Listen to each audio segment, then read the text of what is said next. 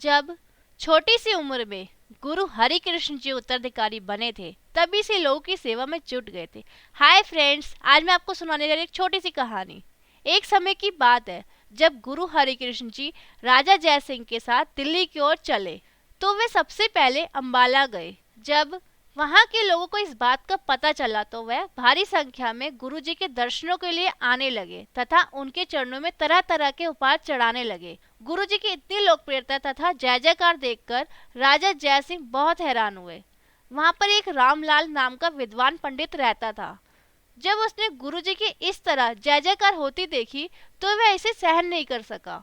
वह गुरु जी के दरबार में आ पहुंचा तथा उनकी ओर देखते हुए बोला, केवल गुरु गद्दी पर बैठ जाने से ही कोई जय जयकार करने की योग्य नहीं हो जाता।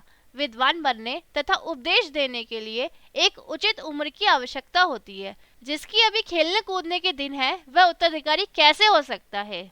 गुरुजी शांत स्वर में बोले, विद्वान पंडित जी, मनुष्य जब गर्भ में होता है तभी उस पर परमात्मा की कृपा हो जाती है। ज्ञान प्राप्त करना, सच्चे धर्म का उपदेश देना कोई आयु के अधीन नहीं है। परमात्मा अगर चाहे एक बालक को भी उतना योग्य बना सकता है जितना सारी उम्र गुजार लेने के बाद भी मनुष्य नहीं बन पाता। पंडित रामलाल गुरुजी के उत्तर से संतुष्ट नहीं हुए। वह घमंड भरे स्वर में बोले, यदि आप किसी योग्य है तो गीता के कुछ श्लोकों के अर्थ सहित व्याख्या करके दिखा दें। गुरुजी बोले, ये कोई बहुत बड़ी बात नहीं है।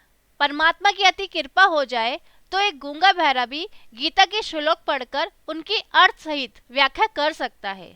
पंडित जी हंस पड़े, कहने लगे, गुरुजी केवल कह देने से ही कुछ हो नहीं जाता। यदि आप में शक्ति है तो बुलाइए किसी गूंगे बहरे को और गीता के श्लोक और उसकी अर्थ सहित व्याख्या सुनवा दीजिए। गुरुजी ने किसी गूंगे बहरे को बुला लाने का आदेश दिया।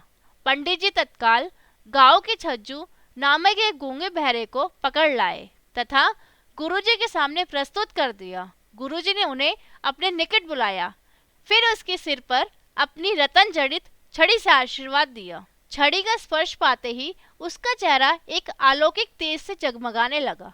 ये चमत्कार देखकर पंडित जी के साथ साथ वहाँ खड़े प्रत्येक व्यक्ति हैरान हो गए। तभी गुरुजी ने छज्जू से कहा, भाई छज्जू, पंडित जी महाराज कुछ गीता के श्लोक तथा उनके अर्थ व व्याख्या सुनना चाहते हैं, तुम उनकी इच्छा पूरी कर दो। छज्जू ने गर्दन हिलाई। उसने आगे बढ़कर गुरुजी के चरणों में प्रणाम किया तथा उसके बाद वह मधुर वाणी में गीता के श्लोक बोलने लगा तथा साथ ही साथ वह उनकी अर्थ सहित व्याख्या भी करने लगा। उसके होठों पर मधुर व मंद मंद मुस्कान थी। उस समय वह उच्च कोटि का विद्वान लग रहा था। लगभग 2 घंटे तक वह लगातार बोलता रहा तथा वहां मौजूद सभी व्यक्ति उसे सुनते रहे। उन्हें समय का कुछ पता ही नहीं चल रहा था। जब उसने अपनी वाणी को विराम दिया तो गुरु हरिकृष्ण जी की जय जयकार होने लगी। पंडित रामलाल गुरु साहिब के चरणों में गिर पड़ा तथा क्षमा मांगने लगा। गुरुजी ने उस सच्चे दिल से क्षमा भी कर दिया।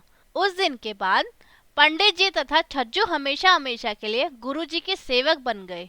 केवल इतना ही नहीं, अद्भुत घटना को देखने के बाद राजा जयसिंह भी सच्चे मन से गुरुजी के भक्त बन गए।